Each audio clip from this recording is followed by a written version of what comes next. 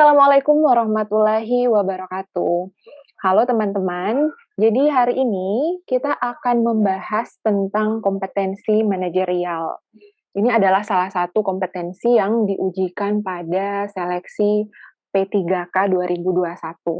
Nah, pertanyaan pertama yang tentu saja kita tanyakan adalah apa sih definisi dari kompetensi manajerial itu? Setelah paham definisinya, tentu saja kita juga perlu paham tentang apa saja komponen dari kompetensi manajerial ini. Nah, setelah itu baru kita akan masuk ke contoh-contoh soalnya. Oke, poin pertama tentang definisi. Jadi, kompetensi manajerial ini adalah pengetahuan, keterampilan, dan sikap atau perilaku yang dapat diamati, diukur, serta dikembangkan untuk memimpin dan atau mengelola unit organisasi. Nah, kalau kita melihat dari definisi ini, kita bisa menggarisbawahi kata memimpin dan atau mengelola unit organisasi. Jadi, hal ini dijadikan poin seleksi, jadi hal ini dijadikan poin seleksi pada P3K karena yang dicari tentu saja adalah orang-orang yang mempunyai sikap dan perilaku yang bisa bermanfaat bagi organisasi tersebut, bagi instansi tersebut. Nah, orang-orang seperti apa itu tentu saja orang-orang yang dapat memimpin dan mengelola organisasinya. Jadi, tanpa kemampuan manajerial tentu saja seorang individu ya tidak bisa dibilang tidak akan bermanfaat untuk organisasi itu kan, karena yang diinginkan oleh organisasi adalah orang-orang yang bisa mengelola dan mengembangkan organisasi itu. Nah, jadi pertanyaannya sekarang adalah, eee, apa sih yang bisa diamati atau sikap dan perilaku apa yang bisa diamati dari seorang individu yang memiliki keterampilan manajerial? Nah, jadi, kompetensi ya, kompetensi manajerial ini ada beberapa bagian, di sini ada 8 komponen. Yang pertama ada integritas, kerjasama, komunikasi, orientasi pada hasil, kemudian ada pelayanan publik, pengembangan diri dan orang lain, pengelolaan perubahan, dan pengambilan keputusan. Jadi, ini adalah jawaban dari pertanyaan tadi. Orang-orang yang memiliki kompetensi manajerial artinya apa?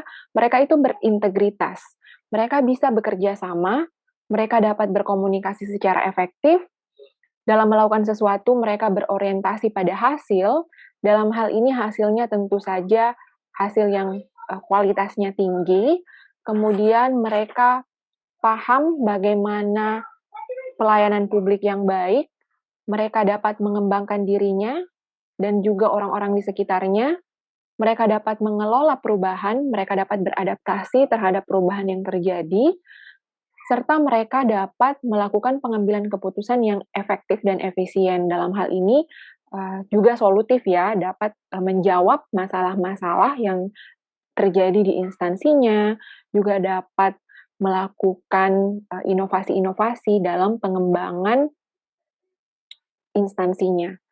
Oke, jadi itu 8 komponen dari kompetensi manajerial. Nah, kita masuk ke bagian pertama dari kompetensi manajerial, yaitu integritas. Berbicara tentang integritas, secara umum kita selalu mendefinisikan integritas ini sebagai kejujuran ya. Jadi orang-orang yang berintegritas itu adalah orang-orang yang jujur, yang perkataan dan perbuatannya itu sama. Nah, pertanyaan selanjutnya tentang integritas ini adalah bagaimana sebenarnya kita dapat mengukur integritas seseorang. Misalnya, ada orang yang berintegritas. Perilaku apa yang dimiliki oleh orang ini perilaku apa yang ditunjukkan oleh orang ini sehingga kita dapat menilai bahwa, oke, individu ini mempunyai integritas yang tinggi.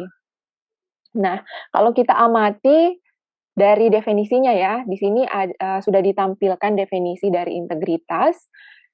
Integritas itu adalah konsisten berperilaku selaras dengan nilai, norma, dan etika organisasi, jujur dalam hubungan dengan manajemen, rekan kerja, bawahan langsung, dan pemangku kepentingan, serta menciptakan budaya etika tinggi, juga bertanggung jawab atas tindakan atau keputusan beserta resiko yang menyertainya. Jadi kalau dilihat dari definisi integritas di sini, integritas itu bukan cuma tentang kejujuran ya, tapi ada beberapa hal yang bisa kita amati yang mencerminkan integritas seseorang. Yang pertama adalah konsistensinya dalam berperilaku selaras dengan nilai dan etika organisasi. Jadi ketika ada orang yang perilakunya itu selaras dengan etika dalam organisasinya atau nilai-nilai dalam organisasinya, maka orang itu berintegritas. Yang kedua, ketika individu atau seseorang dapat berperilaku jujur, baik itu dengan rekan kerja, dengan atasan, atau dengan bawahan, maka individu itu berintegritas. Selain itu, ketika dia dapat bertanggung jawab atas tindakannya dan berani menanggung risiko terhadap apa yang telah dilakukannya, maka orang itu berintegritas, seperti itu. Jadi, konsep integritas ini salah satu dari beberapa poin yang sudah kita, bahas tadi itu bisa muncul dalam, soal-soal CPNS, dalam hal ini TKP ya, juga dalam soal-soal P3K. Nah, kita lihat jadi di sini ada integritas, indikator kompetensi level 1 dari integritas. Untuk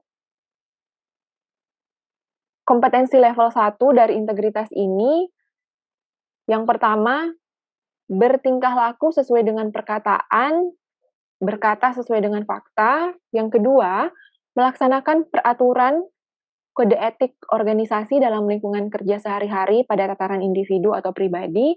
Dan yang ketiga, tidak menjanjikan atau memberikan sesuatu yang bertentangan dengan aturan organisasi. Nah, kalau kita melihat soal-soal TKP, soal-soal TKP yang seringkali muncul itu bisa mengangkat salah satu dari ketiga indikator ini. Biasanya soal-soal TKP mengangkat suatu masalah yang mengukur apakah kita bisa berlaku sesuai dengan perkataan dan bisa berkata sesuai dengan fakta. Atau misalnya ada satu contoh soal TKP yang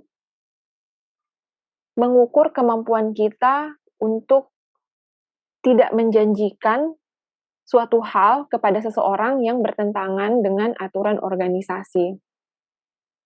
Nah, untuk level 1 ini adalah integritas pada level individu ya. Jadi untuk level 1 adalah kemampuan bertindak sesuai dengan nilai, norma, dan etika organisasi dalam kapasitas pribadi.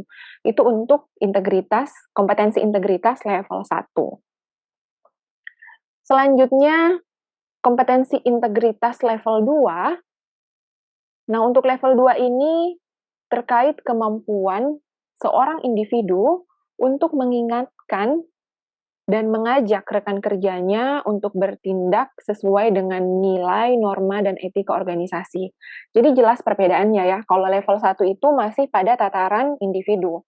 Kita mampu bertindak sesuai dengan norma-norma di organisasi. Nah,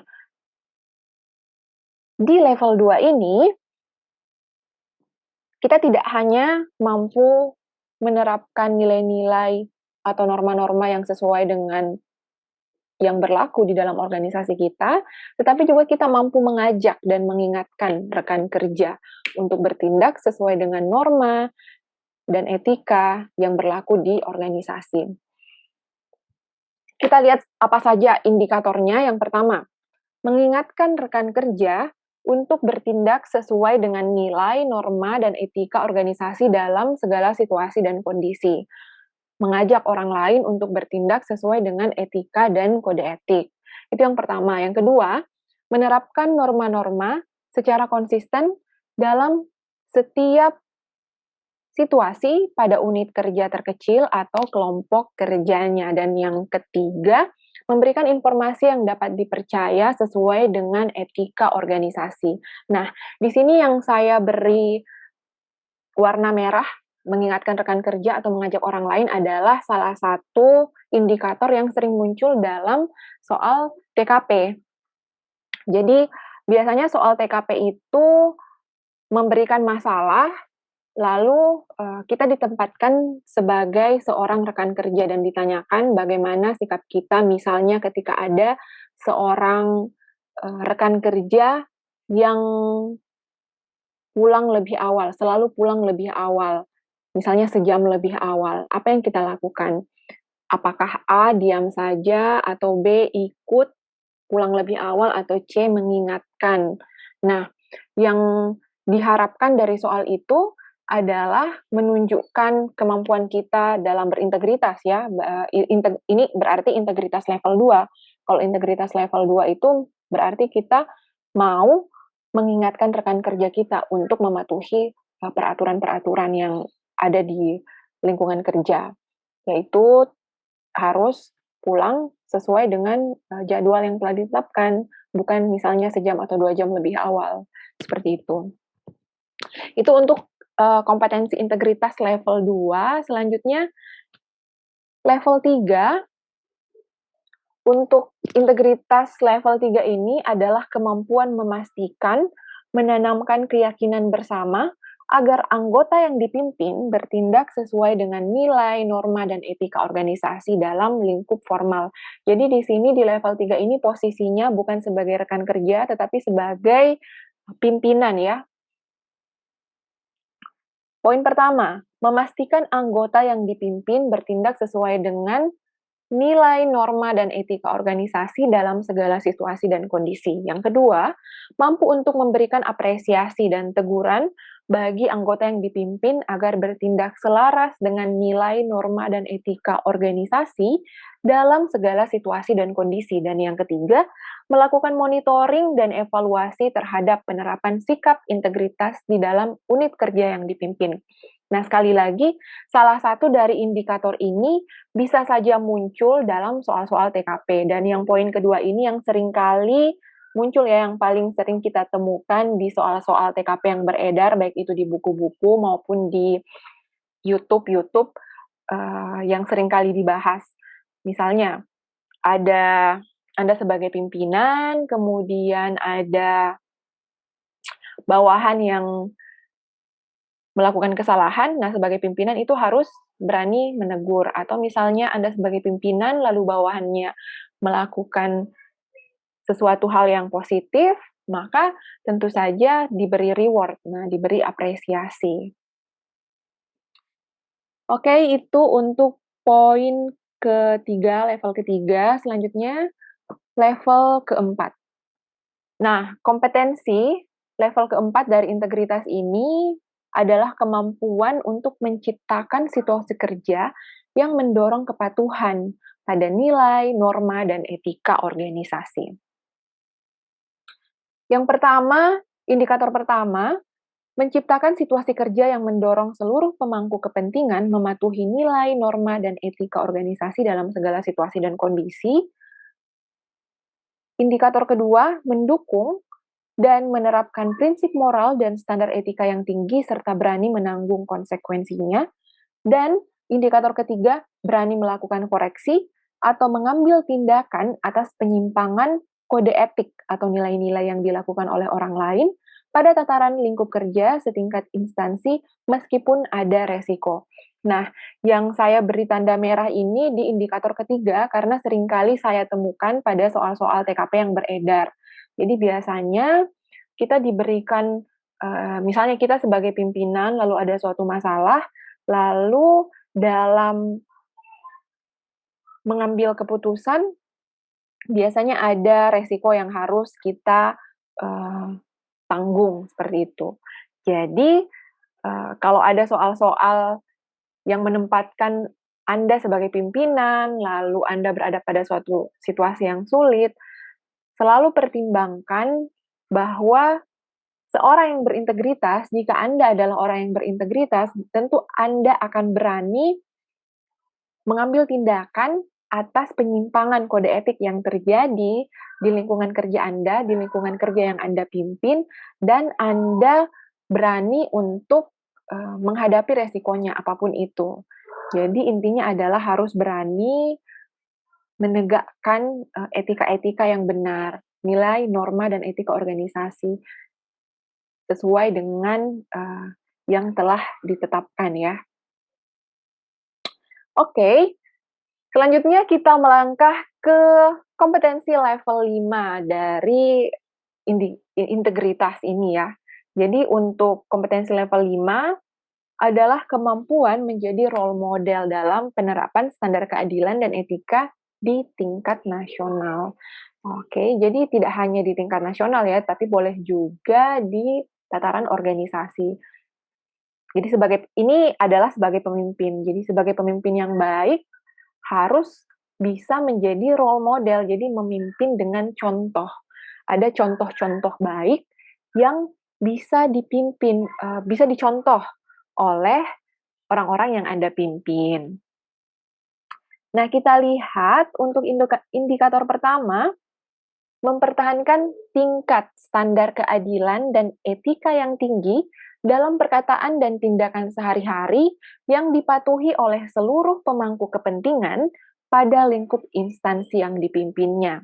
Indikator kedua, menjadi role model atau keteladanan dalam penerapan standar keadilan dan etika yang tinggi di tingkat nasional, dan indikator ketiga, membuat konsep kebijakan dan strategi penerapan sikap integritas dalam pelaksanaan tugas dan norma-norma yang sejalan dengan nilai strategis organisasi. Nah, untuk level kelima ini yang saya beri tanda merah adalah indikator kedua karena seringkali saya temukan contoh soalnya di soal-soal TKP yang beredar, baik itu di internet maupun di buku-buku.